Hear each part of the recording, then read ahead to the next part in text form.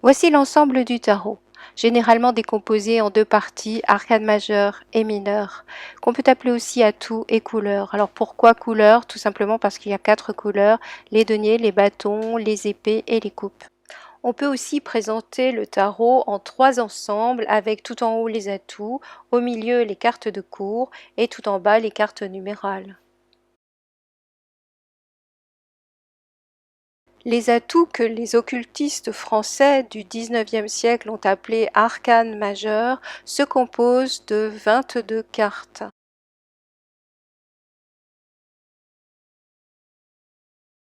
La plupart des taromanciens et tarologues utilisent le terme qui nous vient du XIXe siècle, le terme d'arcane majeur, plutôt que de parler d'atout.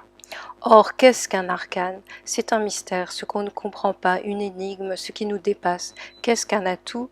Ce sont les moyens dont on dispose et qui nous permettent de réussir. Or, le tarot est une tradition spirituelle qui vise la réalisation de l'être humain.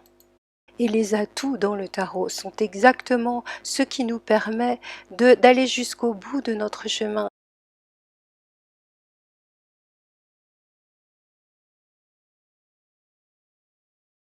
Les 22 atouts s'organisent en 4 niveaux et 5 verticales. À quoi il faut ajouter 2 lames qui sont hors du cadre. Les 4 niveaux sont en correspondance harmonique avec les couleurs du tarot. Le premier niveau, c'est celui de la Terre, donc en rapport avec les deniers. Et le premier niveau des atouts correspond en quelque sorte à la famille humaine, parce que la famille humaine, c'est ce qui est la première enveloppe du moi de l'être humain. Le deuxième niveau des atouts sociétaux est en correspondance avec la couleur de bâton. Le troisième niveau, qui correspond aux épées, représente à la fois les grandes épreuves de la vie, mais aussi les grandes vertus qui en sont issues. Le dernier niveau, le quatrième niveau, est en correspondance avec les coupes, tout simplement parce que si vous regardez ce quatrième niveau, on voit très clairement des émanations tomber du ciel et donc être recueillies par les coupes de la terre. Les 5 verticales des atouts commencent avec le battleur et le chiffre 1. Tous les atouts qui comportent à la fin ce chiffre 1, que ce soit l'amoureux 6, la force 11 et la maison Dieu 16, forment une verticale qui est la première verticale, celle du nombre 1. La verticale des 2 agit de la même manière, puis des 3, des 4 et des 5. En ce qui concerne les 5, ce qui est intéressant, c'est qu'on pourrait se dire 5 et 10, c'est pas la même verticale. Eh bien si, dans le 10, vous avez 2 5 qui se rejoignent par la pointe. Alors les 5 verticales du tarot représentent des sortes d'ascenseurs qui permettent d'aller très vite jusqu'au monde. Il y a plusieurs chemins.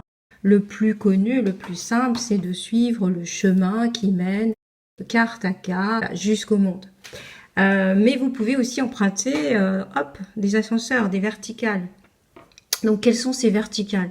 La première, c'est la verticale du moi, de la construction de l'individualité. La deuxième verticale, c'est celle de la relation à l'altérité. La troisième verticale est celle du féminin sacré qui donne à la fois la vie et la mort, car on ne peut donner la vie sans en même temps faire don de la mort. La quatrième verticale est celle de la malitude sacrée. Et enfin la cinquième verticale où s'incarnent les grands juges et les grands maîtres spirituels de la vie. Le mat et le monde échappent à la structure en 4 x 5 du reste des atouts. Alors le mat, pourquoi? Parce que c'est une carte sans nombre, le 0 n'existe pas en chiffre romain, donc c'est le néant d'avant la construction, et donc il se situe en dehors de la structure. Le monde, qui représente la réalisation ultime et le but de la vie humaine, contient en lui l'ensemble du tarot, avec, nous le voyons, ces 4 êtres qui sont au coin de la carte et qui symbolisent à la fois couleur et niveau des atouts. Les couleurs sont au nombre de 4. Vous avez les deniers, les bâtons, les épées et les coupes. Les couleurs, qu'on appelle aussi arcanes mineures, se distribuent en 4 fois 14 cartes, c'est-à-dire à la fois 10 cartes numérales et 4 cartes de cour. De cour porte plusieurs noms. On parle de figures ou encore, en référence au jeu de tarot, des honneurs. Dans les cartes de cour, vous avez 4 personnages qui se répètent systématiquement. Vous avez d'abord les valets qui représentent les jeunes personnages de cour, les petits débutants, ceux qui font leurs premiers pas. Et puis vous avez les émissaires de la cour, les cavaliers, qui représentent la cour à l'extérieur du territoire. Les troisièmes personnages, ce sont les dames ou reines de la cour. Et pour finir, vous avez les rois.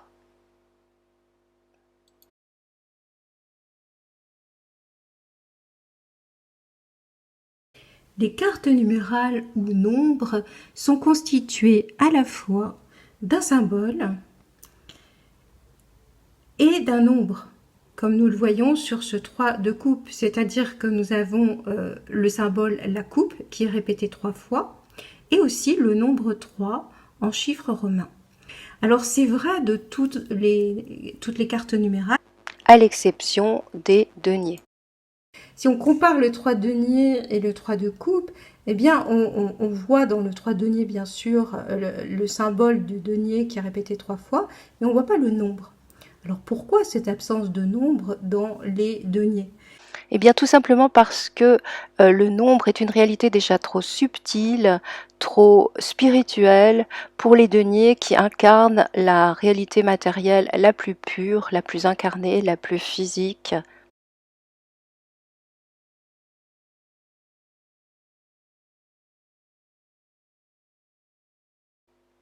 Il nous faut revenir à l'ensemble du tarot pour comprendre pourquoi la présentation en 3 parties, c'est-à-dire atouts, cartes de cour et nombres, est bien plus intéressante qu'en 2 parties, qu'on appelle ces 2 parties soit arcane majeur d'un côté et arcane mineur de l'autre, ou encore atouts d'un côté et couleurs de l'autre. En effet, les atouts, ce sont les forces majeures en jeu dans l'univers, les archétypes. Ils représentent le ciel du tarot.